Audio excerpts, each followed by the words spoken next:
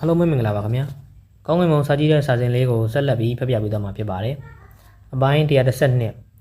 ဒါကအခြားစီးစရာများသည့်စီးစရာခြံလျှောက်တုံလုံးနေသည်ကိုသတိထားလိုက်မိလျာသူ့အတွက်စိတ်မကောင်းဖြစ်မိသွားသည်ခြံလျှောက်ကိုနှစ်သိမ့်ပေးခြင်းကြတော့လဲမိတို့နှစ်သိမ့်ပေးရမည်ကိုသူတို့မသိကြစီးစရာခြံလျှောက်သည်တေကာနီးနေပြီဖြစ်သောကြောင့်သာသူဖော်ဆက်သည့်စေလုံးကိုတောက်လိုက်မိသည့်တားရဲသည်တည်ဆုံသွားခြင်းဖြစ်ရပေမည်ကျန်းရွှန်ပြောလိုက်သည့်စကားများသာအမှန်တရားများသာဖြစ်ကြောင်းထင်ရှားနေလေသည်ရှင်းပြစရာရှိတာကိုရှင်းပြပြီးသွားပြီဘသူကအကျိုးကိုစိန်ခေါ်ခြင်းသည်လဲကျန်းရွှန်ကစီးစရာများကိုဝေးဝိုက်ကြည့်လိုက်သည်ခဏလေးညီလေးကျန်းရွှန်အဲ့လောက်လုံးနေစရာမလိုပါဘူးစီးစရာချမ်းချောက်ကကြောက်လန့်တကြားဖြင့်ကျန်းရွှန်ကိုတားလိုက်သည်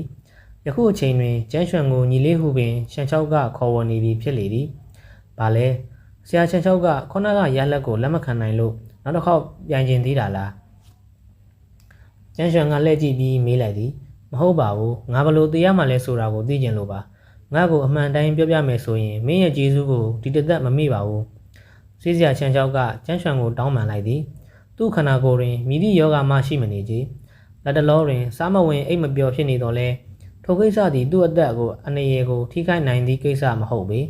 ေတိတ်မကြခင်တရားတော်မိသူဟုအပြောခံရသူဖြစ်နေတော့လဲသူကိုယ်တိုင်ကမူထိုကိစ္စနှင့်ပတ်သက်ပြီးဘာမှမသိထားရသေးပေကောင်းပြီလေကျုပ်အမှန်တိုင်းပြောပြပါမယ်စီလုံးဖော်ဆက်တဲ့အချိန်တုန်းကခမားသုံးတဲ့နီလန်းနဲ့လှုပ်ရှားမှုတွေထဲမှာဘာအမှားမှမပါဘူးဆိုပေမဲ့ခမားရဲ့ခန္ဓာကိုယ်ကပုံမှန်ထက်ပိုပြီးနည်းနည်းလေးတောင့်တင်းနေတယ်အဲ့ဒါကိုကြည့်မယ်ဆိုရင်ခမားရဲ့အသက်တက်နဲ့ခွန်အားကအရင်လိုမဟုတ်တော့ဘူးဆိုတာထင်ရှားနေပြီအရေးအကြီးဆုံးချက်ကတော့ခမားရဲ့အရေးပြားရဲ့တချို့နေရာတွေမှာလူသေးကောင်းတွေမှာပဲရှိတတ်တဲ့မိခိုးရောင်အဆက်အပြောက်လေးတွေပေါ်နေတာပဲကျုပ်ထင်တယ်မမှားဘူးဆိုရင်အဲ့ဒီအဆက်ပြောက်တွေကခမားရဲ့တကိုယ်လုံးကိုတောင်မှပြန့်နှံ့နေလောက်ပြီခမားကစေးပင်တစ်မျိုးမျိုးလိမ့်ထားလို့သာကြံတဲ့လူတွေတတိမထားမိသေးတာဖြစ်လိမ့်မယ်ရှန်ချောက်ဤတကိုယ်လုံးကိုထွင်းဖောက်မြင်နေရသည့်အလားကျန်းရွှန်အတီးကျပြောလိုက်သည်ရှန်ချောက်သည်မိုးကြိုးအပြစ်ခံလိုက်ရသည့်အလားသပင်များထောင်ထသွားပြီးကြောက်လန့်တကြားနှင့်နောက်သို့ခြေလမ်းအနှဲငယ်ခန့်ဆုပ်လိုက်မိသည်တစ်ဖက်လူပြောလာသည့်အတိုင်းသူ့ခန္ဓာကိုယ်တွင်မိခိုးရောင်အဆက်အပြောက်များရှိနေလေသည်ထိုအဆက်ပြောက်များသည်ထူးဆန်းသောယောဂတစ်ခုကြောင့်ဖြစ်လာခြင်းဟုသာသူထင်နေခဲ့လျာကြော်ကြသောသမားတော်ရွံယူနှင့်ပင်ပြရန်ပင်တွေးနေခဲ့သည်ထိုအဆက်ပြောက်များသည်နာကျင်ခြင်းရရန်ခြင်းအလင်းမရှိလျာသူသိအရေးမထားမိကြလူဒီကောင်များတွင်သာရှိနေတတ်သည့်အဆက်ပြောက်များဖြစ်နေလိမ့်မည်ဟုတော့အိမ်မက်ထဲမှာပင်မတွေးမိဘူးပဲဆရာကြီးကြုတ်ကိုခဲ့ပါအောင်ရှန်လျှောက်သည်ထိတ်လန့်တကြားဖြစ်နေသောခံစားမှုများကိုထိန်းချုပ်လိုက်သည်ယခုအချိန်တွင်ကျန်းရွှန်ပြောလာသည့်စကားများကိုသူအကျွမ်းမဲ့ယုံကြည်နေပြီဖြစ်လေသည်ရှန်လျှောက်သည်လက်နှစ်ဖက်ကိုဆုပ်ကိုင်လိုက်ပြီးကျန်းရွှန်ကိုဂါရဝပြုကာတောင်းပန်လိုက်သည်သူ့အခေါ်ဝေါ်သည်ညီလေးမှဆရာကြီးတို့ပြောင်းလဲသွားပြန်ပြီဖြစ်သည်မိသူမဆိုမိမြအသက်အရွယ်ကြီးရင်နေသည်ဖြစ်ပါစေတရားမီကိုတော့ကြောက်ကြသည်သာဖြစ်လေသည်အထူးသဖြင့်ယခုလိုသင်မင်းနှင့်ရေဆိုင်ရတော့မည်ဟုသိရမည်ဆိုလျှင်မိသူကမှတည်တည်ငြိမ်ငြိမ်နေနိုင်ပါလိမ့်မည်နီအသက်ရှင်သန်နိုင်ရန်အတွက်စွမ်းကုန်စူးစမ်းကြမည်ဆိုသည်မှာမြေကြီးလက်ခတ်မလွဲသေးကြလေသည်ခမားစီမှာလောလောလတ်လတ်ရထားတဲ့ယတနာပစ္စည်းတစ်ခုခုများရှိနေလားကျုပ်ထင်တယ်မမှားဘူးဆိုရင်တော့အဲ့ဒီပစ္စည်းကတည်ပြီးတဲ့လူတစ်ယောက်ရဲ့ပစ္စည်းပဲဖြစ်လိမ့်မယ်ခမားအသက်ချေချေနေကျင်သေးတယ်ဆိုရင်တော့အဲ့ဒီပစ္စည်းကိုမထိတွေးတော့တာအကောင်းဆုံးပဲကျန်းရွှန်ကခံရသောအမူအရာဖြင့်လက်များကိုဝေယမ်းလိုက်သည်ကဲကျုပ်အကြံပေးเสียရှိတာကတော့အဲ့ဒါပဲကံကောင်းပါစေမင်းကျန်းရွှန်၏စကားကြောင့်ဆေးစရာရှန်ချောက်ကြက်တည်သွားသည်တစ်ဖက်လူပြောလာသည်မှာမှန်နေပြန်လေသည်တိတ်မကြသေးခင်ကလက်ရှိအသုံးပြုနေသည့်မိဖို့အိုးကြီးထက်ပိုကောင်းသောမိဖို့အိုးကြီးတစ်လုံးကိုသူရရှိခဲ့သည်ထိုမိဖို့အိုးကြီးကိုအလွန်တရာတန်ဖိုးရှိသောယတနာပစ္စည်းတစ်ခုအလားသူမျက်နှာမိသဖြင့်နေ့စဉ်ပုတ်သက်ဂိုင်တွင်နေခဲ့သည့်အပြင်ညအိယာဝင်လျင်လဲအိယာဘဲတွင်ထား၍အိပ်ဆက်နေခဲ့သည်ထိုမိဖို့အိုးကြီးသည်တိတ်မကြသေးခင်ကမှလောကကြီးထဲကထွက်ခွာသွားသည့်လူတစ်ယောက်၏ပစ္စည်းဖြစ်လေသည်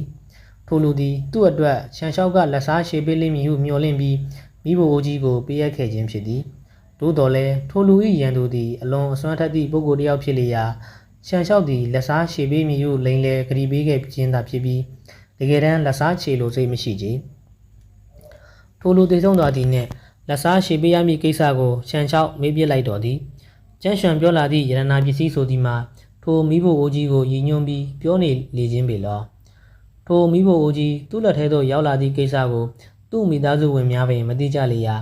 ကျန်းရွှန်ကမိတို့သိနေရသည်။ဆေးဆရာချန်လျှောက်သည်ကျန်းရွှန်ကိုတည်တည်ချာချာထပ်ကြည့်လိုက်မိသည်။သူ့မျက်နှာတွင်ထိတ်လန့်ကြောက်ရွံ့နေသည့်အရေးအယောင်များထင်ထင်ရှားရှားပေါ်လွင်နေလေသည်။ကဲကျုပ်ကိုဘသူစိန်ခေါ်ဦးမှာလဲ။ဆေးဆရာချန်လျှောက်ကိုဂရုစိုက်မနေတော့ပဲကျန်းရွှန်သည်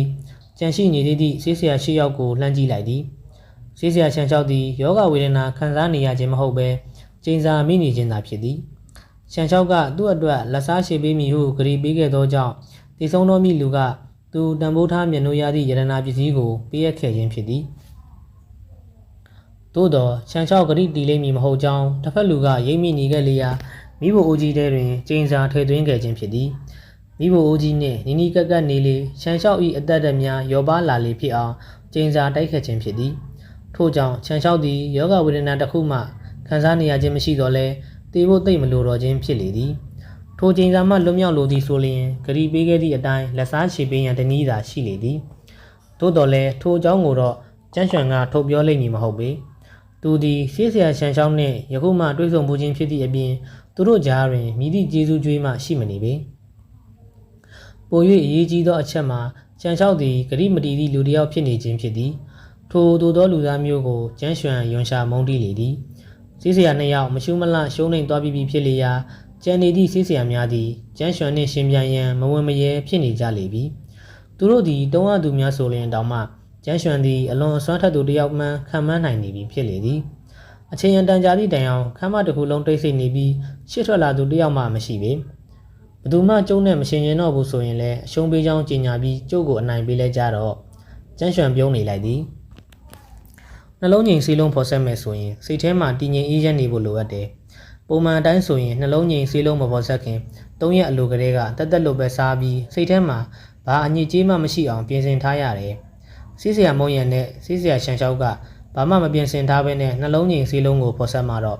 ့သူတို့စိတ်ထဲကခံစားချက်တွေကစိတ်လုံးထဲကိုစိတ်ဝင်သွားမှာပေါ့။အဲ့ဒီလိုဖြစ်တတ်တဲ့စီးလုံးတွေကိုရှောင်လိုက်မယ်ဆိုရင်ငါတို့ရဲ့စီးလုံးဖော်ဆက်နည်းတွေကအမှားတွေကိုအဲ့ဒီကောင်လေးရှာနိုင်မှာမဟုတ်တော့ဘူး။ဟုတ်တယ်။နှလုံးငြိမ်စီးလုံးကပဲဖော်ဆက်တဲ့လူရဲ့စိတ်ခံစားချက်နဲ့ဆက်နွယ်နေတာ။တခြားစီးလုံးတွေဖော်ဆက်မယ်ဆိုရင်အဲ့ဒီလိုဖြစ်လာစရာအကြောင်းမရှိဘူး။ဆေးဆရာများအချင်းချင်းတိုင်ပင်ဆွေးနွေးနေကြလေသည်။ဒီတစ်ခေါက်တော့ကြုတ်ပဲထွက်လိုက်တော့မယ်။ဆေးဆရာတယောက်ကမတက်ထားရလိုက်သည်။ထိုလူသည်တက်လက်ပိုင်းအရွယ်ခန့်ရှိနေပြီဖြစ်ကလေးတောင်ဆန်သောမျက်နှာနှင့်တည်ငြိမ်သောမျက်လုံးများကိုပိုင်ဆိုင်ထားလေသည်။ဆေးဆရာရှန်ကျင်းမာလား။သူကတော့တေချာပေါက်ထွန်းတောက်လာမဲ့ဆေးဆရာတယောက်ပဲ။ဆေးဆရာဖြစ်တာ3နှစ်တောင်မပြည့်သေးဘူး။ဆေးလုံးအမျိုးအစား10မျိုးလောက်ကိုကျွမ်းကျွမ်းကျင်ကျင်ဖော်ဆက်တတ်နေပြီ။အချိန်တန်ရင်အစည်းအရုံးခေါင်းဆောင်ဝေးရန်ချမ်းကိုတောင်မှကြော်သွားမှသိကြတယ်။ဒီတစ်ခေါက်ထွက်ပြီးရင်ဆိုင်မဲ့လူကဆေးဆရာချန်ချင်းဆိုမှတော့ဘာမှတလွတ်တလျှော်ဖြစ်လည်စရာမရှိတော့ဘူး။ဆေးဆရာများ၏မျက်လုံးများတွင်မျောလင်းချက်ရောင်ကြီးများဖြတ်တန်းသွားလေသည်။ကျန်းရွှန်လိုနိုးနှံ့ပင်မစင်သေးသည့်ကောင်လေးကိုသူတို့တတရရရင်ဆိုင်နိုင်လိမ့်မည်ဟုဆေးဆရာများယုံကြည်ထားခဲ့ကြသည်။သို့တော့သူတို့ဘက်မှပထမဆုံးထွက်ရင်ဆိုင်သည့်မုံရံနှင့်ရှန်လျှောက်တို့သာမရှုမလှရှုံးနှိမ်သွားကြလေသည်။ထိုအဖြစ်ပြက်ကြောင့်ယုံကြည်မှုများကျဆင်းနေပြီဖြစ်လျာသူတို့ဆရာထက်သန်လာအောင်လုပ်ပေးနိုင်မည်လူတစ်ယောက်လိုအပ်နေပြီဖြစ်သည်။ဆေးဆရာရှန်ချင်းသည်ထိုတို့လုပ်ပေးနိုင်မည်လူဖြစ်လေသည်။ကျန်းရွှန်မင်းရဲ့မျက်လုံးတွေကတော်တော်လေးဆူရှာတာပဲ။သူတို့ရဲ့လှုပ်ရှားမှုတွေကိုကြည့်ုံနဲ့သူတို့ရဲ့အသက်စိတ်အခြေအနေတွေကိုခံမှန်းနိုင်တယ်။တကယ်ကိုအထင်ကြီးစရာပါပဲ။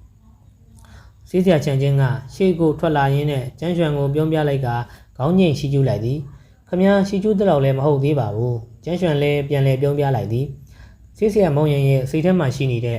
တက်ဖြတ်ရှင်စိတ်ကိုတောင်မှမင်းကမြင်နိုင်သေးတာပဲ။တကယ်လို့နှလုံးငိမ်ဆေးကိုဖော်ဆက်ဖို့ပဲငါရွေးအောင်မယ်ဆိုရင်ငါရဲ့ဆေးဖော်ဆက်နီးတဲ့ကအမှားတွေကိုမင်းလွယ်လွယ်လေးပြောနိုင်နေအောင်ပါပဲ။ငါကအာမနာတတ်တဲ့လူလို့မင်းထင်တော့မလားတော့မသိဘူး။ခုနကမင်းဖြေခဲ့ရတဲ့စစ်ဆေးမှုတွေထက်ပိုပြီးခက်တဲ့စစ်ဆေးမှုကိုငါလုပ်ချင်တယ်။မင်းဖြေဖို့တတိရှိပါမလားတော့မသိဘူး။ဆေးဆရာချန်ချင်းကပြုံးရွှင်နေသောမျက်နှာဖြင့်ပြောလိုက်လေသည်။ခမည်းအသေးစိတ်ရှင်းပြတာကိုကျုပ်နားထောင်ခြင်းသေးတယ်။တစ်ဖက်လူကစစ်ဆေးမှုကိုပိုခတ်သွားအောင်လုပ်ချင်ကြောင်းပြောလာလေရ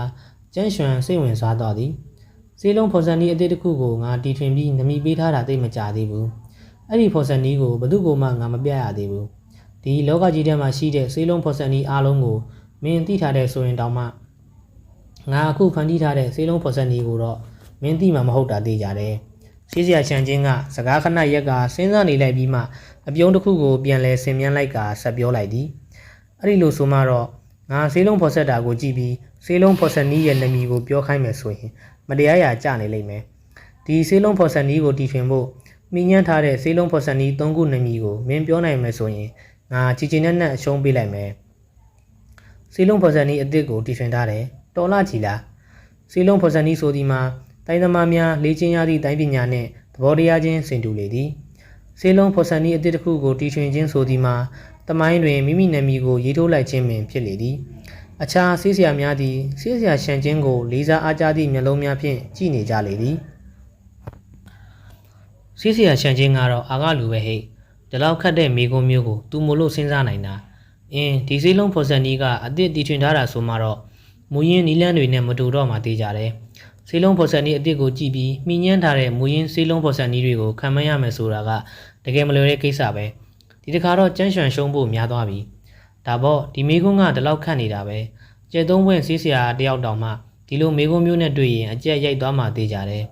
သူ့လိုလက်ထောက်ဆေးဆရာတယောက်ကဘလို့လို့ဖြေနိုင်ပါမလဲအခြားဆေးဆရာများသည်ကျန်းရွှန်ကိုကြည့်မရသူများဖြစ်ကြတော့လဲယခုအချိန်တွင်တော့သူဖြေဆိုရမည့်မိကုံး၏ခက်ခဲမှုကိုကြည့်ကစိတ်မကောင်းဖြစ်သွားကြလေသည်အပိုင်း113ဆေးလုံးဖော်ဆက်နီးအစ်စ်ကိုကြည့်ပြီးမိညံ့ထားသည့်မူရင်းနီးလန်းများကိုပြောခိုင်းခြင်းဆိုသည်မှာရေတွင်းပေါင်းများစွာမှရေများကိုခတ်ယူလာပြီးထိုရေများသည်မြည်သည့်ရေတွင်းမှခတ်ယူလာသည့်ရေများဖြစ်ကြောင်းမေးလာသည်နှင့်ဘာမှမရှားပေဖြေဆိုဖို့မဖြစ်နိုင်သည့်မိကုံးဖြစ်လေသည်ထိုဆေးလုံးဖော်ဆက်နီးကိုတီထွင်နေသည့်အချိန်ကလေးကဘေးမှထိုင်ကြည့်နေခဲ့မှသာလျှင်မြည်သည့်ဆေးလုံးဖော်ဆက်နီးများကိုမိညံ့ထားကြောင်းပြောပြနိုင်မှာဖြစ်သည်ရှန်ချင်းအဆိုပြုလာသည့်ပြိုင်ပွဲ၏ခက်ခဲမှုမှာဆေးလုံးဖော်ဆက်နီးထဲမှအမှားများကိုထောက်ပြရခြင်းထက်အနည်းဆုံး9ဆပိုပြီးခက်ခဲလေသည်ကျန်းရွှန်မျက်မှောင်ကျိုးလိုက်မိသည်ဆောင်ရွက်ပွဲကြီးကြပ်သူဆေးဆရာများနှင့်ရင်ဆိုင်ရခြင်းသည်သူထင်ထားသလောက်မလွယ်ချေဆေးဆရာရှန်ချင်းသည်တစ်ချိန်လုံးပြုံးနေသောကြောင့်စိတ်သဘောကောင်းမိလူတစ်ယောက်ဟုထင်ရတော့လဲတကယ်တမ်းတွင်အလွန်အရှက်မဲ့သောလူသားဖြစ်နေလေသည်သို့တော်လဲဆောင်ရွက်ပွဲခက်ခဲမှုအဆင့်ကိုကျန်းရွှန်ဘက်ကစတင်မြင့်ခဲ့ခြင်းဖြစ်လေရာဆေးဆရာများဘက်ကလည်းထပ်မြင့်ခွင့်ရှိနေလေသည်ရှန်ချင်း၏တောင်းဆိုမှုကိုညှင်းပယ်လိုက်လျင်နောက်နောင်တွင်အခြားလူများ၏ဝေဖန်မှုနှင့်ရင်ဆိုင်ရမှာဖြစ်လျာသူ့နာမည်ဆုံးထင်းသွားပေလိမ့်မည်ဘလို့လဲဒီစစ်ဆေးမှုကတော်တော်လေးခက်တာဆိုတော့မင်းမပြန်ရဲဘူးဆိုရင်လည်းတိတ်တော်မဆန်းပါဘူးဒါပေမဲ့မင်းမပြန်ရဲဘူးဆိုရင်အရှုံးပေးလိုက်တာလို့ပဲငါယူဆလိုက်မယ်ရှန်ချင်းကသွားဖြဲပြီးရေပြကမေးလိုက်သည်အရှုံးပေးတာ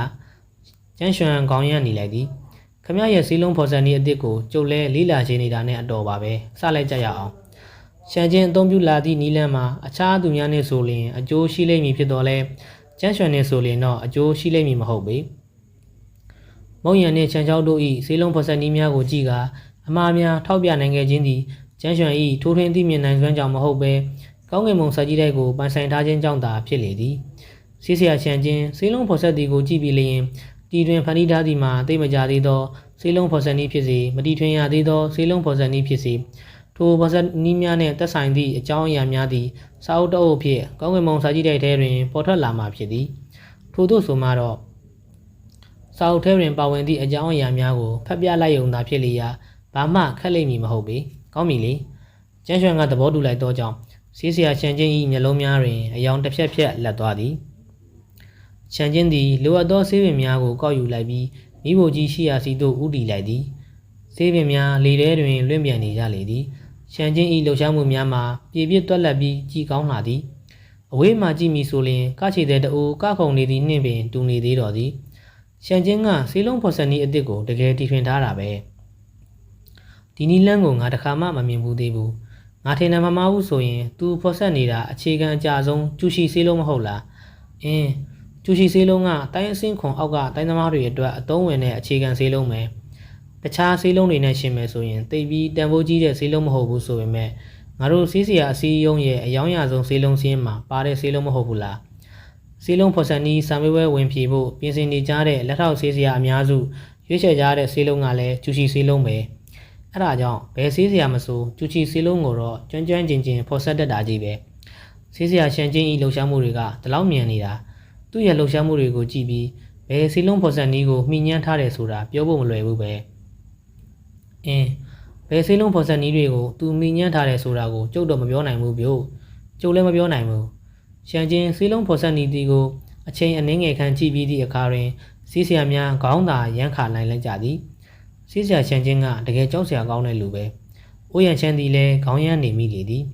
သူကကျေတဝင်းဆေးဆရာတယောက်ပဲကျူရှီဆေးလုံးလိုအခြေခံအကြဆုံးဆေးလုံးကိုဖော်ဆက်မှတော့သူ့လှုပ်ရှားမှုတွေကတွတ်တွတ်လက်လက်ဖြစ်နေမှာပေါ့ပြီးတော့ကျူရှီဆေးလုံးကိုဖော်ဆက်ဖို့အချိန်လည်းဘယ်လောက်မှမလိုဘူးလေအဲ့ဒီလိုဆိုမှတော့ကျန်းရွှန်ဘာမှမြင်လိုက်ရမှာမဟုတ်တော့ဘူးကြည့်ရတာတော့ကျန်းရွှန်ဒီစစ်စစ်မှုမှာကြားတော့မှထင်တယ်ဆေးဆရာရှန်ချင်းသည်ဆေးလုံး10မျိုးကျော်ဖော်ဆက်တတ်သူဖြစ်လေရာအခြားခက်ခဲသည့်ဆေးလုံးများကိုဖော်ဆက်မည်ဆိုရင်လည်းဖြစ်လေသည်သို့တော်လည်းအခြေခံအကြဆုံးကျူရှီဆေးလုံးကိုဖော်ဆက်တယ်လို့တော့တွတ်တွတ်လက်လက်ဖော်ဆက်နိုင်လိမ့်မည်မဟုတ်ပေဆေးဆရာရှန်ချင်းသည်တစ်ချိန်လုံးပြောနေတဲ့သူဖြစ်တော်လဲအားလုံးထဲတွင်အကောက်ကျစ်ဆုံးလူဖြစ်လေသည်ကျူရှီဆေးလုံးသည်အခြေခံအကြဆုံးဆေးလုံးသာဖြစ်သောကြောင့်တွတ်တွတ်လက်လက်ဖော်ဆက်နိုင်သည့်အပြင်ဖော်ဆက်ဖို့လိုအပ်သည့်အချိန်မှလည်းတိုးတောင်းလေသည်အခြားအဆင့်တစ်ဆေးလုံးများကိုဖော်ဆက်မည်ဆိုရင်အနည်းဆုံးနိုင်ဝက်ခန့်ကြာမည်ဖြစ်တော်လဲကျူရှီဆေးလုံးကိုဖော်ဆက်မည်ဆိုရင်တော့15မိနစ်ခန့်သာကြာပေလိမ့်မည်ထို့မြတိုးတောင်းသည့်အချိန်တို့အတွင်းတွင်ဆေးလုံးဖော်ဆက်နည်းအသည့်အတီထွင်မိညံထားသည့်ဆေးလုံးဖော်ဆက်နည်း3ခုကိုမြည်တို့ရှာနိုင်ပါလိမ့်မည်နီကြားတော်မှာလားအိုးရန်ချမ်း၏မှတ်ချက်စကားကိုကြားလိုက်သောကြောင့်ဝမ်ရွှဲလက်သီးများဆုပ်ထားလိုက်မိသည်သူဒီဆေးဆေးမှုကိုအောင်ဖို့ခက်လိမ့်မယ်အိုးရန်ချမ်းတပြင်းချလိုက်မိသည်စိတ်ဝင်စားဖို့ကောင်းတာပဲအစတုန်းကတော့ကျန်းရွှန်သည်ရှန်ချင်းကိုကြည့်မရမဖြစ်မိသေးပေသို့သောရှန်ချင်းသည်အလွန်ကောက်ကျစ်သူဖြစ်နေသည့်အပြင်အောက်တန်းကျသည့်နီလန်းများကိုပါအသုံးပြုလာလေရာကျန်းရွှန်၏မျက်လုံးများသည်အေးဆက်သည့်အငွေ့အသက်များနှင့်ပြည့်နှက်သွားသည်သူသည်အချိန်ကာလကိုကျော်ဖြတ်လာသည့်ပြိုင်ဆိုင်ရှားတစ်ယောက်ဖြစ်လေရာတခြားသူကသူ့ကိုအနိုင်ကျင့်ရန်ကြိုးစားလာသည်ကိုမတုံ့ပြန်ဘဲနေ၍မဖြစ်ပေတိတ်မကြခင်မှာပဲကျူရှီဆေးလုံးကိုဖော်ဆက်၍ပြီးသွားသည်မိဖို့အိုးကြီးထဲမှဆေးလုံး9လုံး10လုံးခန့်ထွက်လာလေသည်ကဲငါဒီဆေးလုံးဖော်ဆက်လို့ပြီးသွားပြီမင်းပြောစရာရှိတာပြောပြီးတော့ဆေးဆရာချန်ချင်းကယုံကြည်မှုအပြည့်နဲ့ရည်နေလာရင်ကျန်းရွှန်ကိုလှမ်းကြည့်လိုက်သည်ဆေးလုံးဖော်ဆက်နည်းအစ်စ်ကိုတီထွင်နိုင်ရန်သူမိညံကိုကားခဲ့သည့်ဆေးလုံးဖော်ဆက်နည်းများမှာ3ခုမကပေထို့ကြောင့်သူမိညံထားသောနီလန်းများကိုတစ်ဖက်လူကအမှန်အောင်ဖြေနိုင်မည်ဆိုရင်တောင်မှသူ့ဘက်ကဝန်မခံဘဲနေ၍ရသေးလေသည်ဆေးလုံးဖော်ဆက်နည်းများထောင်တောင်းချီ၍ရှိနေလျာ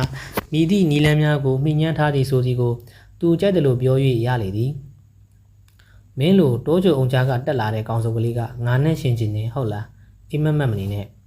ခမရမိညံထားတဲ့ဆေးလုံးဖော်ဆက်နည်း3ခုကိုပြောနိုင်ရင်ခမရရှုံးပေးမှာလားကျန်းရွှန်ကဆေးဆရာရှန်ချင်းကိုကြည့်ကပြောလိုက်သည်သူပုံစံမှာရေကျင်စိတ်ကိုမနှဲထိနေရသည့်ပုံစံမျိုးဖြစ်နေလေသည်ဒါပေါ့ငါကတရားဝင်ဆေးဆရာတယောက်ပဲတခြားဆေးဆရာတွေအများကြီးရှိမှငါလိုလူကစကားမတီးပဲဘယ်နေပါမလဲဆေးဆရာရှန်ချင်းကအင်ကြီးလက်ဆရှေကိုဝေယမ်းရင်မန်ပါပြောလိုက်သည်သူ့လေတံမှာမောက်မာလာချေသည်ကောင်းတာပေါ့ခမရကဒီလိုကတိပေးလာမှတော့ကျုပ်ကလည်းပြောစရာရှိတာပြောတော့မှာပေါ့ကျန်းရွှန်ကောင်းကြီးလိုက်ပြီးရှေ့သို့ထွက်လာလိုက်သည်မိဖို့အနားသို့ရောက်လျင်အိုးထဲတွင်ရှိနေသည့်ဆေးလုံးများကိုငုံကြည့်လိုက်သည်ထို့နောက်ဆေးလုံးတစ်လုံးကိုကောက်ယူလိုက်ပြီးနှာခေါင်းနှာကပ်ကအနံ့ခံကြည့်လိုက်သည်ဒီကျူရှီဆေးလုံးရဲ့အယောင်ကဝင်းလက်တောက်ပနေတာပဲဒီဆေးလုံးကပြည့်ပြည့်စုံတဲ့အဆင့်ကိုတောင်ရောက်နေပြီပဲဆေးလုံးကိုလက်ဝါးပေါင်တွင်တင်ထားလိုက်ပြီးကျန်းရွှန်ရှိကျူးလိုက်သည်ထို့နောက်အထင်သေးနေသည့်လေသံမျိုးနှင့်ဆက်ပြောလိုက်သည်ဒါပေမဲ့ဆေးဆရာရှန်ချင်းသုံးလိုက်တဲ့ဆေးလုံးဖော်ဆက်နည်းရဲ့လိုအပ်ချက်တွေကြောင့်ပြည့်ပြည့်စုံတဲ့အဆင့်ကအလုံးစုံရောက်နိုင်တဲ့အဆင့်ပဲမော်ဝင်ဆေးလုံးအဆင့်ကိုတော့ဘယ်လိုမှမရောက်နိုင်ဘူးဒါကအခြေခံကျူရှီဆေးလုံးပဲမော်ဝင်ဆေးလုံးအဆင့်ရောက်အောင်ဖော်ဆက်လိုက်လို့လဲဘာမှပိုမထူးသွားဘူးဆေးဆရာရှန်ချင်းကအရေးမကြီးသည့်လေသံဖြင့်ပြန်ပြောလိုက်သည်ကျူရှီဆေးလုံးသည်အခြေခံအကြဆုံးဆေးလုံးဖြစ်သည်စွမ်းရည်လေ့ကျင့်သူများပတ်ဝန်းကျင်မှမော်စွမ်းရည်များကိုစူးစီးရာတွင်လျင်မြန်လာအောင်အထောက်အကူပေးသည့်ဆေးလုံးသာဖြစ်လေသည်ထိုဆေးလုံးမျိုးကိုမော်ဝင်ဆေးလုံးအဆင့်ရောက်သည့်အထိဖော်ဆက်ရန်လိုအပ်ခြင်းမရှိပေခမည်းပြောတာလည်းမမှားပါဘူးကျန်းရွှန်ကထိုကိစ္စကိုဆက်မပြောချင်တော့သည့်ပုံစံမျိုးနှင့်ခေါင်းသာငိမ့်ပြလိုက်သည်ခမည်းတီထွင်ထားတဲ့ဆေးလုံးဖော်ဆက်နည်းကဘယ်နည်းလမ်းတွေကိုမှီညှမ်းထားတာလဲဆိုတာကိုပဲကြုတ်ဖြေသင့်တာခုနကိစ္စကိုပြောနေလို့အလကားပဲကောင်းပြီလေခမည်းတောင်းဆိုတဲ့အတိုင်းကြုတ်ဖြေရသေးတာပေါ့ခမည်းမှီညှမ်းထားတဲ့ဆေးလုံးဖော်ဆက်နည်းတွေအကြောင်းကိုခဏထားလိုက်ရအောင်ဆေးလုံးဖော်ဆက်နည်းဘယ်နှမျိုးကိုခမည်းသိထားလဲဆိုတာကျုပ်တို့အရင်ပြောကြစို့အဲ့ဒီအကြောင်းကိုအရင်ပြောမှဘယ်ဆေးလုံးဖော်ဆက်နည်းတွေကိုခမည်းမှီညှမ်းထားတယ်ဆိုတာခမန်းရလွယ်သွားမှာ ဆေးဆရာရှန်ချင်းကပြီးခဲ့တဲ့3နှစ်လောက်တုန်းကမှဆေးဆရာဆောင်ပွဲကိုအောင်ထားတာမဟုတ်လားအဲ့ဒီဆောင်ပွဲမှာစိုင်းရည်1000ဆေးလုံးဖော်ဆက်နည်းကိုသုံးပြီးတော့အသက်သက်အာတိုးစီကိုခမားဖော်ဆက်ပြခဲ့တယ်အဲ့ဒီနှစ်ထဲမှာပဲမြောက်ပိုင်းမြစ်စုံလို့ခေါ်တဲ့ဆေးလုံးဖော်ဆက်နည်းကိုခမားသင်ယူခဲ့ပြီးဝိညာဉ်ချော့မြူဆေးလုံးတစ်လုံးဖော်ပြခဲ့သေးတယ်ဒုတိယနှစ်ရက်ຫນွေဦးမှာတော့ဆေးဆရာပိုင်မင်းကသူ့မွေးနေ့ပွဲကိုတက်ဖို့ခမားကိုဖိတ်လိုက်တယ်လေအဲ့ဒီလိုဖိတ်လိုက်တာကခမားအတွက်အခွင့်ကောင်းဖြစ်သွားတာပေါ့ဆေးဆရာပိုင်မင်းမွေးနေ့ပဲကျင်းပနေတဲ့အချိန်မှာခမားကသူ့ရဲ့စာကြည့်ခန်းထဲကိုခိုးဝင်ပြီးပိုးသားလက်ဟန်ဆိုတဲ့ဆေးလုံးဖော်ဆက်နည်းကိုခိုးကူးခဲ့တယ်အဲ့ဒီဖော်ဆက်နည်းကိုအသုံးချပြီးတော့ခန္ဓာအတိုးဆေးလုံးကိုဖော်ဆက်နိုင်ခဲ့တယ်အဲ့ဒီအချိန်ကစပြီးတော့ခမရရဲ့နာမည်ကတဟုန်တိုးကြော်ကြားလာတော့တာပဲအဲ့ဒီနေ့ရဲ့စောင်းအောင်ဒီမှာကြတော့နှင်းဖုံးရေပြင်ဆေးလုံးဖော်ဆက်နည်းကိုတရုတ်ပြပေးဖို့ဆေးဆရာလင်းမှုကိုခမရအကူအညီတောင်းခဲ့တယ်သူတရုတ်ပြပေးနာတွေကိုကြည့်ပြီးတော့ခမရကတိတ်တိတ်လေးခိုးတင်လိုက်ပြန်တယ်မနေ့ကနွေရာသီမှာလဲဆေးဆရာကျင်းရှန်ရဲ့အိမ်တော်ထိန်ကိုရွှေပြား9000လက်ထိုးပြီးရွှေတိမ်ပြန်ဆေးလုံးဖော်ဆက်နည်းကိုခိုးကူးခိုင်းခဲ့သေးတယ်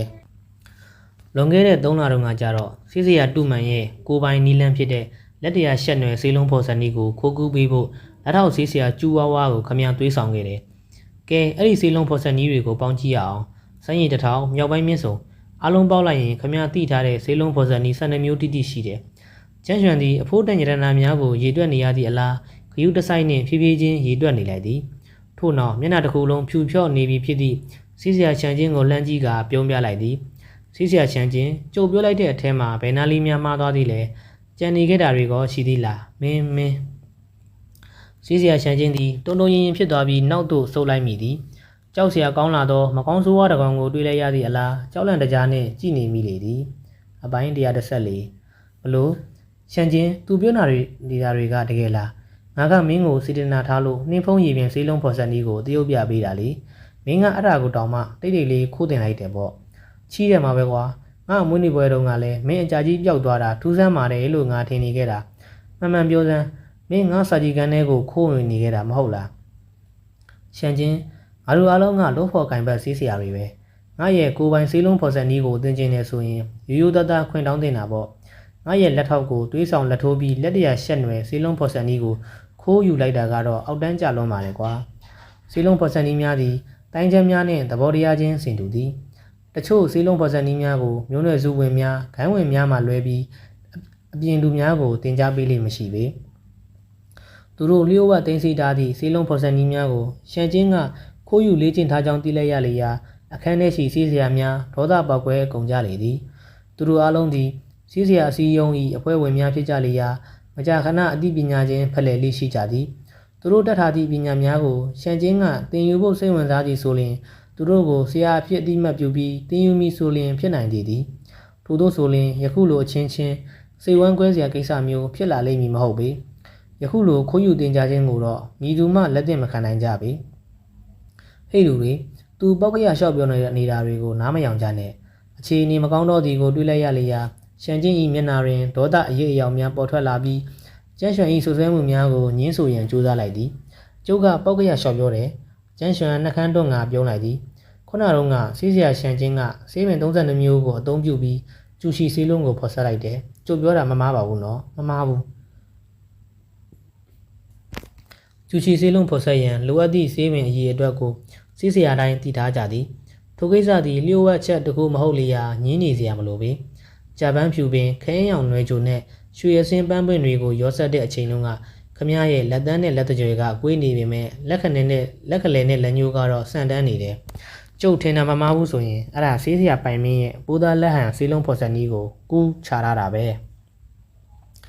ဲနောက်ပြီးတော့ရေခဲတောင်နယ်ပင်ရဲ့အရေးကိုထုတ်ယူတဲ့အချိန်လုံးကလက်ငါးချောင်းလုံးကိုဖြန့်ကားပြီးတော့ဆေးပင်ကိုညင်ညင်တသားလေးရိုက်လိုက်တာကိုကျုပ်တတိထားမိလိုက်တယ်ခမရဲ့လှုပ်ရှားမှုကစောင်းရသည်မှာကြားတဲ့အနှင်းလေးတွေကိုလက်နဲ့ညင်ညင်တသားလေးဖမ်းလိုက်တယ်လို့ပဲအဲ့ဒါလဲဆေးဆရာလင်းမှုရဲ့နှင်းဖုံးရည်ပင်ဆေးလုံးဖော်ဆက်နည်းကိုမှီညမ်းထားတာပဲဖြစ်ရမယ်ကဲနောက်တစ်ခုအကြောင်းဆက်ပြောရအောင်ခဲရောင်တစ်ခွားနဲ့ကပုံးဖြူပင်ကိုမိဖို့အိုးထဲထည့်လိုက်တော့ကသူတို့ရဲ့ဆေးအာနိသင်တွေတစ်ခုနဲ့တစ်ခုပဋိပက္ခမဖြစ်အောင်လို့အဲ့ဒီဆေးပင်နှစ်ပင်လေထဲမှာနှစ်ပတ်တိတိလဲသွားအောင်ခမလှုပ်လိုက်တယ်လေအဲ့ဒီလိုလှုပ်လိုက်တဲ့အတွက်အဲ့ဒီဆေးပင်တွေမှာပါတဲ့မကောင်းတဲ့ဓာတ်တွေပျောက်သွားတဲ့အပြင်သူတို့ရဲ့ဆေးအာနိသင်လည်းပိုကောင်းလာတယ်ဆေးဆရာကျင်းရှန်ရဲ့ရွှေတိမ်မြန်ဆေးလုံးဖော်ဆက်နည်းထဲမှာလည်းအဲ့ဒီလိုလှုပ်ရှားမှုတစ်ခုပါတယ်မဟုတ်ဘူးလား အဲ့ဒါပြီးတော့ဆေးလုံးဖြစ်ပေါ်လာတဲ့အချိန်မှာချစ်တောက်ပူနေတဲ့မိဖို့အိုးရဲ့မျက်နှာပြင်နဲ့ဆေးလုံးတွေဓာတ်ရိုက်မထိတွေ့မိအောင်ကာကွယ်ဖို့အတွက်ခမည်းကကျန်းရှည်ကိုအသုံးချပြီးလေပိုက်ကွန်တစ်ခုဖြစ်လာအောင်ဖန်တီးလိုက်သေးတယ်ခမည်းရဲ့လှုပ်ရှားမှုကမြန်လွန်းလို့တိတ်မတိတာလိုက်ဘူးဆိုပေမဲ့တီတီချာချာကြည့်မယ်ဆိုရင်တော့တိတာနေသေးတယ်ဆေးဆရာတူမန်အဲ့ဒါခမည်းရဲ့လက်တရာရှက်နွယ်ဆေးလုံးဖော်ဆန်နီတွေကလှုပ်ရှားမှုမဟုတ်ဘူးလား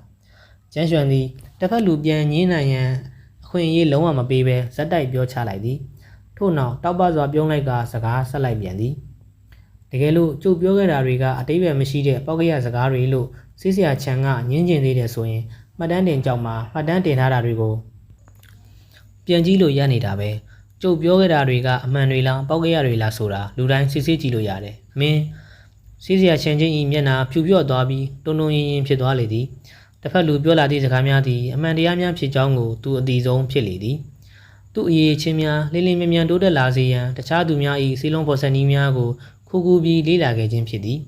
ထိုကိစ္စများကိုမည်သူမှမသိအောင်လျှို့ဝှက်လုပ်ခဲ့ခြင်းဖြစ်လျာထိုကောင်လေးကမည်သို့သိနေရသည်နည်းသိနေသည်မှအသေးစိတ်ကိုအတိအကျသိနေခြင်းဖြစ်သည်ရှန်ချင်းသည်အလုံး၏ရှေ့တွင်အဝတ်အစားမပါဘဲရက်နေမိသည့်အလားခံစားလိုက်ရသည်ကြောက်လန့်တကြားဖြစ်သွားသည့်ခံစားချက်သည်သူ့နှလုံးသားထဲမှတဆင့်တကိုယ်လုံးသို့ပြန့်နှံ့သွားလေသည်။ဘာလဲကျုပ်ပောက်ခွေးရတွေပြောနေတာလို့ခမည်းညင်းကျင်နေတော့မယ်လား။ကျန်းရွှန်ကရှေ့ကိုတလန်းတိုးကဆက်ပြောလိုက်သည်။ကျုပ်ပြောနေတာတွေကပောက်ခွေးရတွေလို့ခမည်းညင်းကျင်နေသေးတယ်ဆိုရင်ကျုပ်ဘက်ကဆက်ပြောစရာရှိသေးတယ်။ခုနတုန်းကသုံးသွားတဲ့ခမည်းကိုယ်တိုင်တည်ထင်ထားပါတယ်ဆိုတဲ့စေလုံးဖော်ဆက်နီးရဲ့နာမည်ကမြင့်တထောင်စုံစည်းခြင်းမဟုတ်လား။မင်းကမကောင်းဆိုးရပဲ။စစ်ဆရာချန်ချင်းတည်တည်ဖြစ်သွားပြီးကျမ်းမြေမော်တို့ခွေလဲကျသွားတော့သည်။သူတင်ထင်ထားသည့်စေလုံးဖော်ဆက်နီးနာမည်မှာမြင့်တထောင်စုံစည်းခြင်းဖြစ်လေသည်ထိုနာမည်ကိုလွန်ခဲ့သည့်ရက်အနည်းငယ်ကမှသူစဉ်းစားမိထားခြင်းဖြစ်ပြီးမိသူကိုမှမပြောမိသေးချေအတိအကျပြောရမည်ဆိုရင်သူ့လက်ထောက်ဖြစ်သူကိုတောင်မှမပြောပြရသည်ပေထို့သို့ဆိုမှတော့တစ်ဖက်လူကမိတို့သိနေရသည်နည်းတခြားလူများထံမှစေလုံးဖော်ဆက်နီးများကိုမိတို့မိပုံခိုးယူခဲ့သည်ဆိုသည့်အထိအသေးစိတ်မြင်နိုင်နေလျာထိုကောင်လေးသည်မကောင်းဆိုးဝါးတကောင်သာဖြစ်ရပေမည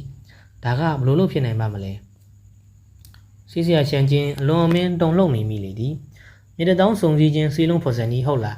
းအေးလေငါတို့ရဲ့စေလုံးဖော်ဆက်နီးအားလုံးကိုခိုးယူပြီးပေါင်းထားတာဆိုတော့မမီနဲ့လိုက်တယ်ပဲပြောရမှာပေါ့ငါတို့ရဲ့စေလုံးဖော်ဆက်နီးတွေကိုခိုးယူတယ်ပြီးတော့ကောင်းတာလေးတွေရေးပြီးပေါင်းထားတယ်အဲ့ဒါကိုစေလုံးဖော်ဆက်နီးအစ်စ်တီရင်တယ်လို့မင်းရဲ့စောက်ပါဆက်ကြီးကပြောရတယ်ပေါ့ရှန်ချင်းမင်းကတကယ်တော်တဲ့အကောင်ပဲကွာမင်းလိုလူမျိုးကိုငါရဲ့ညီအကိုငါရဲ့အကောင်းဆုံးတငယ်ချင်းလို့သတ်မှတ်ခဲ့မိတာငါရဲ့မျက်လုံးတွေကန်းနေလို့ပဲဖြစ်ရမယ်ရှန်ချင်းမင်းနဲ့ငါဒီနေ့ကစပြီးမိတ်ဆွေတွေမဟုတ်တော့ဘူးဆေးဆရာရှန်ချင်း၏အမူအရာပြည့်ရင်းနေသည်ကိုတွေးလိုက်ရပြီးသည့်အခါတွင်သူအသုံးပြုခဲ့သည့်စေလုံးဖော်ဆက်နီးထဲမှလှုပ်ရှားမှုများကိုပြန်လည်မြင်အောင်လိုက်မိကြသောကြောင့်ဆေးဆရာများဒေါသတကြီးဖြစ်သွားကြသည်ယခုအချိန်ထိတိုင်အောင်မှအခြေအနေများကိုနားမလည်နိုင်သေးဘူးဆိုရင်လည်းအလွန်အမင်းတုံးရသူများဖြစ်သွားပေလိမ့်မည်ဆေးဆရာများသည်ဒေါသမီးများဖြင့်တောက်လောင်နေသည့်အကြည့်များဖြင့်ရှန်ချင်းကိုစိုက်ကြည့်နေလိုက်ကြသည်သူတို့သည်အလွန်ထူးချွန်သည့်ဆေးဆရာများမဟုတ်ကြသလိုသူတို့ပိုင်ဆိုင်ထားသည့်ဆေးလုံးဖော်ဆက်နည်းများမှလည်းပြင်ပသို့ပေါက်ကြားရန်မဖြစ်သည့်တရုတ်ဝဆေးလုံးဖော်ဆက်နည်းများမဟုတ်ကြပေရှန်ချင်းကသာသူတို့၏ဆေးလုံးဖော်ဆက်နည်းများကိုတင်ယူခြင်းပါသည်ဆိုဟုပြောလာခဲ့မည်ဆိုရင်တင်ပေးရန်ဖြစ်နိုင်သည့်ပညာများသာဖြစ်လေသည်သို့တော်ယခုလိုခိုးယူတင်ကြားသည့်အပြုအမူမှာဆေးဆရာတယောက်လုံးဝမလုံးသင့်သည့်အပြုအမူဖြစ်လေသည်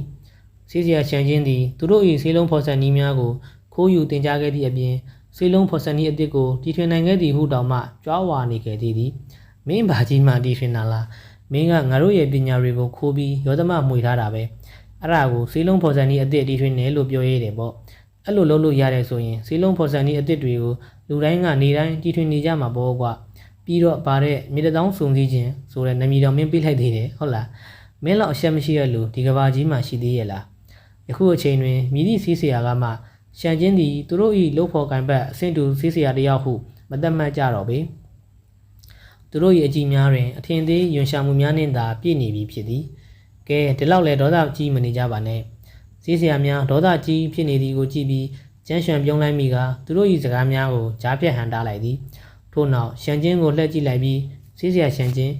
ဒီစစ်ဆေးမှုကိုကျုပ်အောင်တယ်လို့သတ်မှတ်လို့ရပြီလားမင်းကျန်းရွှန်ပြုံးနေသည်ကိုမြင်လိုက်ရသောအခါဆေးဆရာရှန်ချင်းတုံလှုပ်သွားသည်မင်းနိုင်နေငါရှုံးသွားပြီဘာမှရွေးချယ်စရာမရှိတော့လေရာအရှုံးပေးလဲဖို့သာရှိတော့လေသည် တစ်ဖက်လူဤထိုးထင်းသည့်မြင်နိုင်စွမ်းမှာမကောင်းဆိုးဝါးအဆင့်တို့ပင်ရောက်နေလေပြီ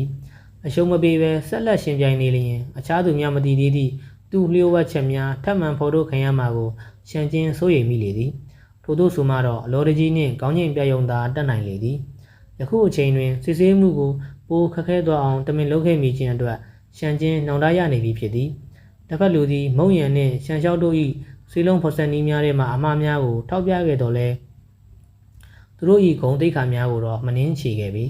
သို့တော်သူ့အလဲတွင်တော့မျက်နာကိုလက်ဝါးနှင့်ရိုက်လိုက်သည့်အလားဆိုးဝါးလာသည့်လိုအပ်ချက်များကိုလူပုံအလဲတွင်ဖွင့်ချလိုက်လေသည်ထိုသတင်းများပြန့်သွားသည့်အချိန်တွင်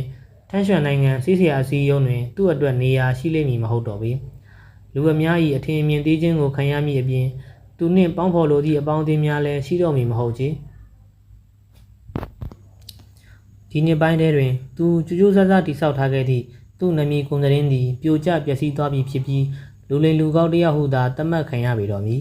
်ရှန်ကျင်းကအရှုံးပေးလိုက်သောကြောင့်ကျန်းရွှန်ပြုံးလိုက်မိပြန်သည်စာမေးပွဲကြီးကြပ်သည့်စီးစရာများနှင့်မိသည့်အခါကမှရန်ညိုးမရှိခဲ့ဘူးလေရာသူတို့၏အားနည်းချက်များကိုယခုလိုထုတ်ဖော်ဖို့ကျန်းရွှန်အစတုန်းကမတွေးထားခဲ့ကြသို့သောစီးစရာရှန်ကျင်းသည်အခွင့်အရေးကိုအသုံးချပြီးသူ့ကိုဂျောင်ထဲရောက်အောင်အတင်းကျပ်ဖိအားပေးလာခဲ့လေရာယခုလိုမတုံ့ပြန်၍မဖြစ်တော့ပေခမည်းကကျုပ်အဆက်ကွဲအောင်လုပ်ချင်တယ်ဟုတ်လားစမ်းကြည့်လိုက်လေကောင်းကင်ဘုံစာကြီးတိုက်ကိုပိုင်ဆိုင်ထားတဲ့ကျုပ်လိုလူကခမည်းတို့လုံးသမျှကိုငြိမ်ခံနေလိမ့်မယ်လို့များထင်နေကြတာလားခမည်းကကျုပ်ကိုနှိပ်ကွပ်ဖို့ကြိုးစားလာမှတော့ကျုပ်ကလည်းဘယ်အသက်ညာပေးနိုင်ပါမလဲခမည်းကိုဒီလိုပညာပေးလိုက်မှပဲကျန်းရွှန်လို့ခေါ်တဲ့ကျုပ်ကလွယ်လွယ်နဲ့အနိုင်ကျင့်လို့ရမယ်လို့မဟုတ်ဘူးဆိုတာလူတိုင်းသတိထားမိသွားမှာပေါ့စီးစရာချန်ချင်းကတော့အရှုံးပေးသွားပြီကျန်းရွှန်သည်ပတ်ဝန်းကျင်ကိုတစ်ချက်အကဲခတ်လိုက်သည်ဘယ်သူပညာစမ်းကျင်သည်လဲကျန်းရွှန်၏စကားအဆုံးတွင်အခန်းတစ်ခုလုံးတိတ်ဆိတ်ငြိမ်သက်သွားလေသည်အပိုင်း115မုံရံနှင့်ရှန်လျှောက်တို့၏ဆေးလုံးဖော်ဆက်နည်းများထဲမှအမှားများအားနည်းချက်များကိုသာကျန်းရွှန်ကထောက်ပြခဲ့ခြင်းဖြစ်တော်လဲထို့သို့ထောက်ပြနိုင်သည့်အစွမ်းအစားကပင်သူနှင့်မရှင်ပြန်ရသေးသည့်စီးစရာများကိုထိတ်လန့်နေစေခဲ့ပြီဖြစ်သည်ထို့ပြင်အချိန်တိုအတွင်းဖော်ဆက်နိုင်သည့်ကျူရှိဆေးလုံးကိုဖော်ဆက်နည်းအသစ်ကိုအသုံးချပြီးတွက်လက်လင်းမြန်စွာရှန်ကျင်းကဖော်ဆက်ပြခဲ့တော်လဲထိုဆေးလုံးဖော်ဆက်နည်းသည်အခြားသူများ၏ဖော်ဆက်နည်းများကိုခိုးယူကာပေါင်းစပ်ထားသည့်ဖော်ဆက်နည်းသာဖြစ်ကြောင်းကိုရှန်ကျင်း၏လှုပ်ရှားမှုများကိုကြည့်ကာကျန်းရွှန်ကကောက်ချက်ချနိုင်ခဲ့သည်သူတို့အုပ်စုထဲမှမြည်သူကမှကျန်းရွှန်၏အသိပညာနှင့်ထိုးထင်းမြင်နိုင်စွမ်းကိုရှင်နိုင်လိမ့်မည်မဟုတ်ကြောင်းကိုကြံနေသည့်စီးစရာများနားလည်နေကြပြီဖြစ်လေသည်ကဲစီးစရာ3ယောက်ကတော့အရှုံးပေးသွားပြီနောက်ထပ်9ယောက်ပဲကျန်တော့တယ်ဘသူအရင်ထွက်လာမလဲ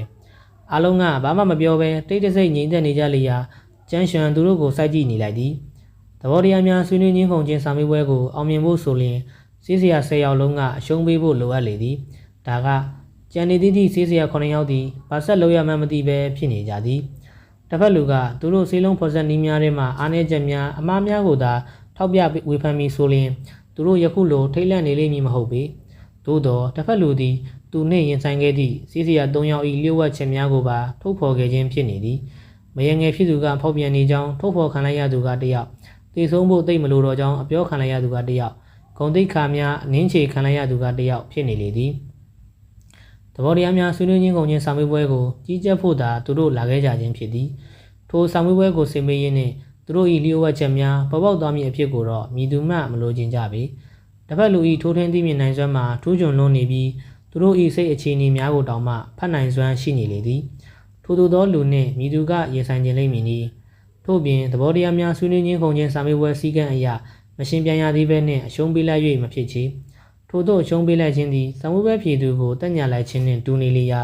ာစာမေးပွဲစစ်ဆေးခြင်းတွင်မတမာမှုလုပ်လိုက်ခြင်းဟုသတ်မှတ်၍ရနေလေသည်ထိုအကြောင်းများပေါ်သွားမည်ဆိုလျှင်စီးစရာယာတုမှထုတ်ပယ်ခံရပေလိမ့်မည်စီးစရာများလည်းထွက်၍လည်းမရင်ဆိုင်ရဲအရှုံးလည်းမပေးနိုင်ဖြစ်နေလေရာနေရာတွင်သာဒီအတိုင်းတိတ်ဆိတ်စွာထိုင်နေကြတော့သည်ကဲဘသူထပ်ပြီးစင်မယုံမှလဲဆိုတာကိုမြင်မြန်လေးဆုံးဖြတ်ကြဘာမှမလုပ်ပဲဒီအတိုင်းထိုင်နေလို့မဖြစ်ဘူးလေဦးရန်ချမ်းကဝင်ပြီးသတိပေးလိုက်သည်ကျုပ်သွားလိုက်မယ်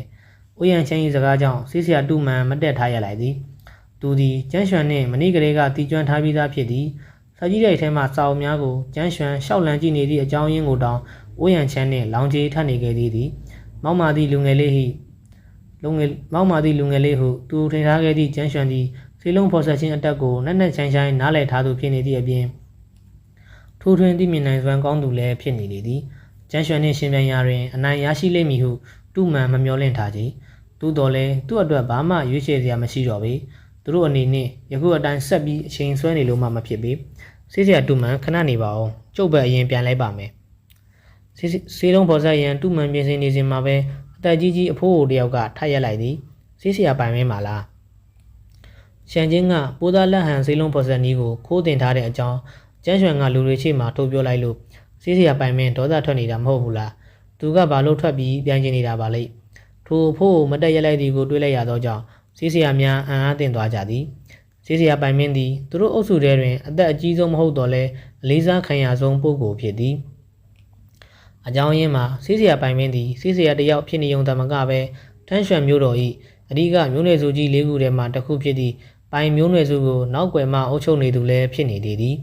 ဆေးစရာပိုင်မင်းသည်ဩဇာအာဏာကြီးမှသူတယောက်ဖြစ်လေသည်။ဆေးစရာပိုင်မင်းကအရင်ပြန်ခြင်းနဲ့ဆိုမှတော့ကျုပ်ကနောက်ဆုတ်ပေးရမှာပေါ့။ဆေးစရာတူမှန်သည်လည်းသူ့နေရာသို့ပြန်သွားလိုက်ပြီးထိုင်ကုန်တွင်ပြန်ထိုင်နေလိုက်သည်။သူသည်မြည်သည့်နေရာတွင်မှဆေးစရာပိုင်မင်းနှင့်ရှင်နိုင်သူမဟုတ်လေရာအလျှော့ပေးဖို့သာရှိလေသည်။ကျန်းရွှန်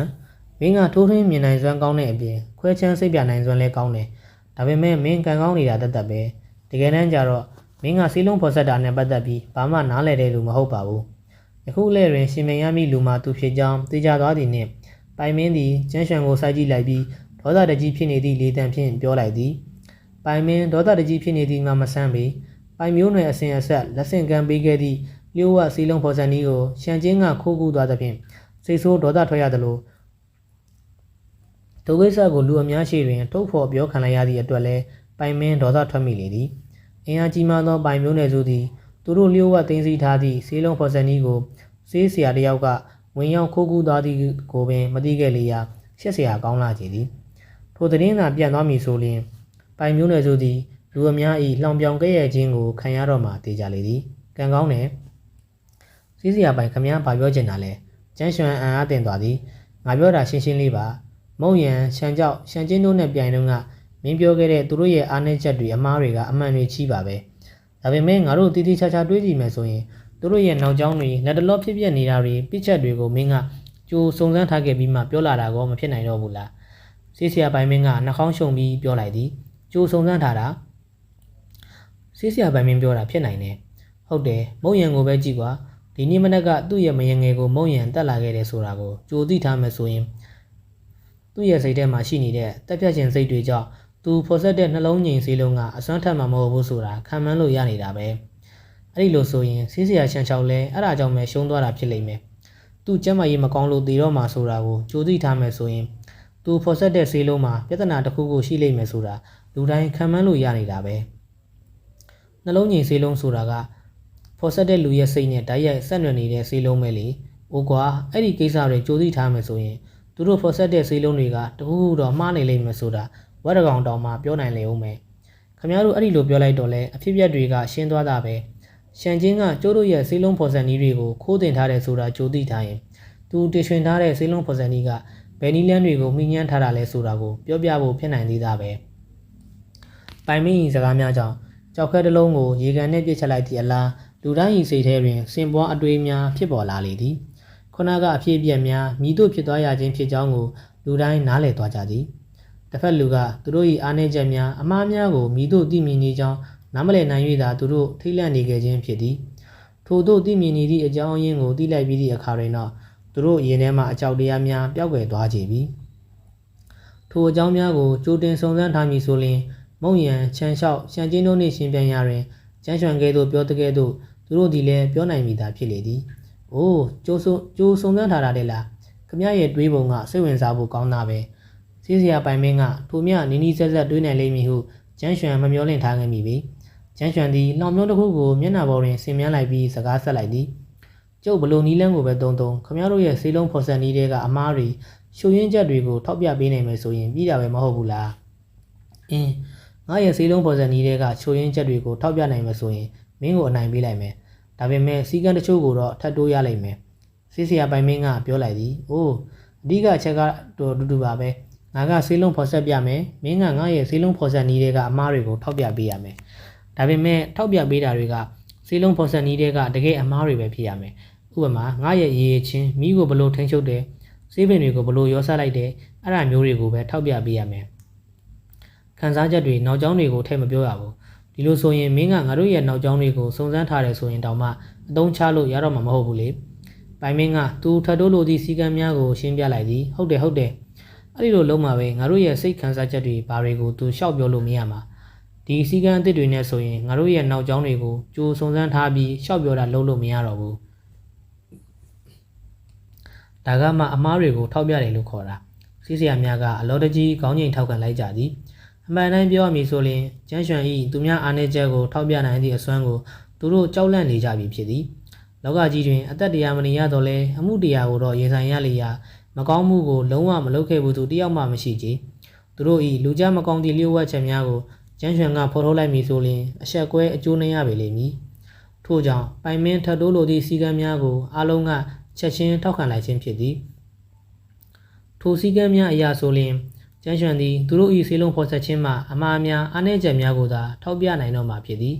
သူတို့တက်ခဲမိသည့်လူများအကြောင်းလုပ်ခဲမိသည့်မကောင်းမှုများအကြောင်းဘယ်တော့မှသေတော့မည့်အကြောင်းများကိုပြောနိုင်လို့မည်မဟုတ်ပေခမည်းသေးကြရဲ့လား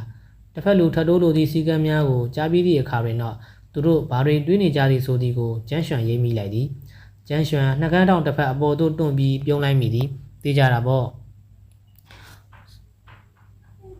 ဆေးဆရာပိုင်မင်းကအင်ကြီးလက်စချေကိုဝင်ရမ်းလိုက်ရင်ပြန်ပြောလိုက်သည်ကဲဘလို့လဲငါပြောတဲ့စီကံတွေကိုမင်းလက်ခံလားကျန်းရွှန်ခေါင်းသာငင်းပြလိုက်သည်ဒီကိစ္စလေးလောက်ကတော့ဘာမှစဉ်းစားနေရန်မလိုအပ်ပေသိကောင်းတယ်သူထပ်တိုးလိုသည့်စီကံများကိုကျန်းရွှန်လက်ခံလိုက်လျာဆေးဆရာပိုင်မင်းစိတ်သက်သာရသွားပြီးတပြင်းချလိုက်မိသည်အချိန်အနည်းငယ်ခန့်တုံဆိုင်နေပြီးမှဆေးပင်ချိုးကိုကောက်ယူလိုက်ကမိဖို့အိုရှိရာစီသို့ရှောက်သွားလိုက်သည်ဟူမိတော်မီလျံများအချိန်ပြင်းလာသည်နှင့်ဆေးဆရာပိုင်မင်းသည်ဆေးလုံးဖော်ဆက်ခြင်းကိုစတင်လိုက်လေသည်အချိန်အနည်းငယ်ခန့်အကြာတွင်မိတော်များအားနေသွားပြီးမိဖို့အိုထဲမှဆေးလုံး၃လုံးထွက်ပေါ်လာလေသည်အစင်းတစ်ဆေးလုံးတစ်မျိုးသည်အကျိုးပွင့်ဆေးလုံးဖြစ်လေသည်ထိုဆေးလုံးသည်တိုင်းအဆင့်6တိုင်းသမားများသွေးကြောဖွင့်ရာတွင်အထောက်အကူပေးနိုင်သည့်ဆေးလုံးဖြစ်သည်ထိုဆေးလုံးကိုတောက်သုံးခြင်းဖြင့်တိုင်းအဆင့်6ပြည့်ရွှေအဆင့်တွင်သွေးကြောများကိုလွယ်လွယ်ကူကူဖွင့်လှစ်နိုင်သည်ဆရာကြီးချန်ချန်းသည်အကျိုးပွင့်ဆေးလုံးတစ်လုံးအားငွေကြေးများစွာအကုန်ကျခံဝယ်ယူပြီးရှမ်ပိန်းကိုလက်ဆောင်ပေးခဲ့ပူသည်ရှမ်ပိန်းသည်ထိုဆေးလုံးကိုကောင်းကင်ခွင်းရှင်သေးကြီးအားပေးလိုက်ပြီးကျန်းရွှန်ကိုပညာပေးရန်ခိုင်းစေခဲ့သည်သို့တော်လည်းကောင်းကင်ခွင်းရှင်သေးကြီးကရှမ်ပိန်းကိုတစ္ဆာဖောက်ခဲ့လျာရှမ်ပိန်းဒေါသတကြီးဖြစ်ခဲ့ရသည်မည်သို့ပင်ဆိုစေကမူအကျိုးပွင့်ဆေးလုံးသည်အဆင့်1ဆေးလုံးများထဲတွင်ထိပ်ဆုံးအဆင့်မှပါဝင်သောဆေးလုံးဖြစ်သည်ဟုသတ်မှတ်ထားကြပြီးနှလုံးငိမ်ဆေးလုံးကျူရှိဆေးလုံးတို့ကဲ့သို့ဆေးလုံးများနှင့်အဆင့်တန်းချင်းကွာခြားလှလေသည်